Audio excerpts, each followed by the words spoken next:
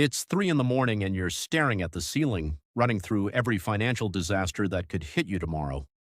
The car breaking down, the laptop dying, losing your job. There's one specific number that erases almost all of that anxiety, and it's not $1 million. It's 10,000. I'm Nick, and I spend a lot of time thinking about money and why some people glide through financial setbacks while others are constantly bracing for impact. Before we get into why 10,000 matters, picture life without it. Standing in the grocery aisle calculating whether the name brand cereal fits the budget, making up an excuse to skip dinner with friends because $25 would wreck your week. That's what living paycheck to paycheck looks like. Every decision becomes defense. Every surprise expense becomes a potential catastrophe. Something specific happens when you cross $10,000 in savings, and it has almost nothing to do with what you can buy. The first shift is in your relationship with risk. At zero savings, every decision feels dangerous: a new job, a move, even a vacation.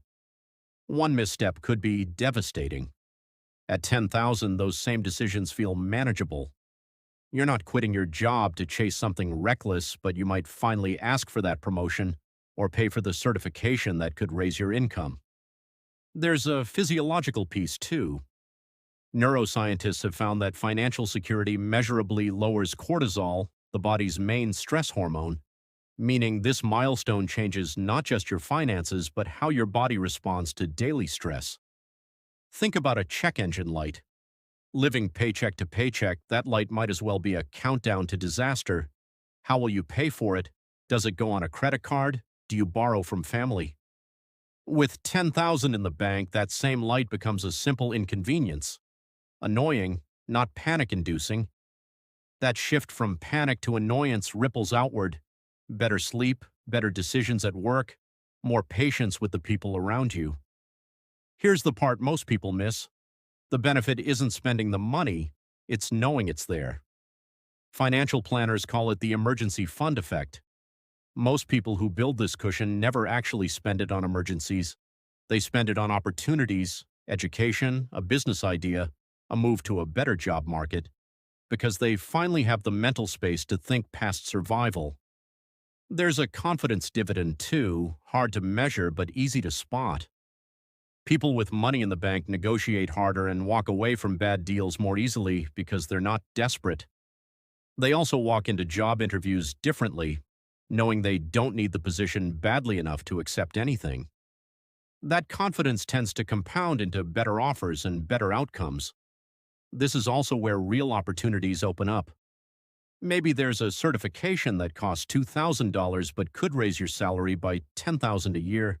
Without savings, that's impossible. With a cushion, it's an obvious move. Maybe a friend is starting a business and looking for a small investor. Without savings, you can only wish them luck.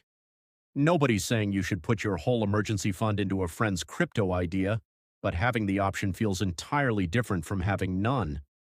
Now, $10,000 sounds unreachable if you're currently struggling to save $100 a month. But the hard part isn't the math, it's the identity shift.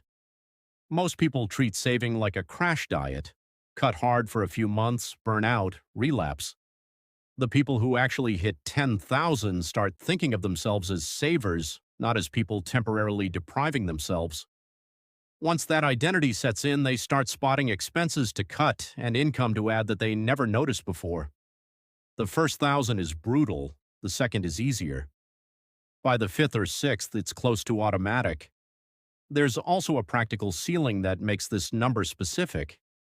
10,000 covers the overwhelming majority of financial shocks people actually face: car repairs, medical bills, job loss, family emergencies.